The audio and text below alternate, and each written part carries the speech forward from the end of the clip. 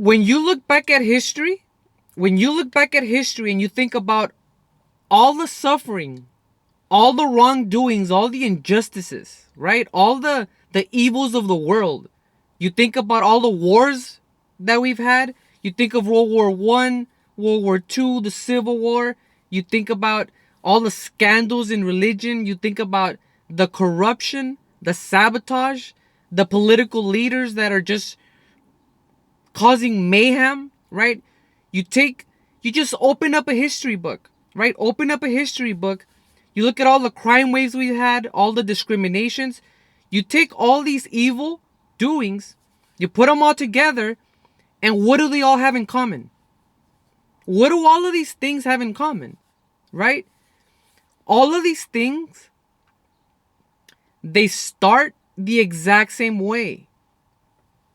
All of these things start the exact same way. They all start with a lie. All of these things, the seeds of evil start with a lie, right? It starts with a small lie and then it compounds, right? It's a political figure getting up on stage with the loudest microphone and they start saying lies, right? Or you hear a political agenda that starts saying lies, or a certain culture or a cult that starts saying lies. And eventually these lies, they get momentum, right? The seeds of evil are planted with lies, okay?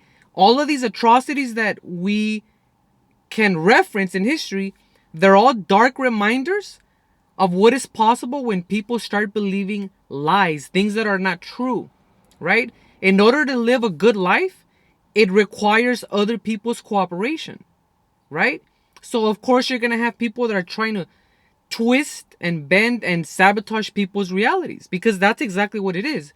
You're sabotaging people's realities with lies, right? It starts from a sick mind, right? That starts lying and it goes on to a healthy one, right? And then these lies, they compound, right? They get exaggerated, right? Exaggerate means that you don't see things as they really are, right? Exaggerate means you don't see things as they really are. So what you're doing is you're morphing people's realities, right? It's a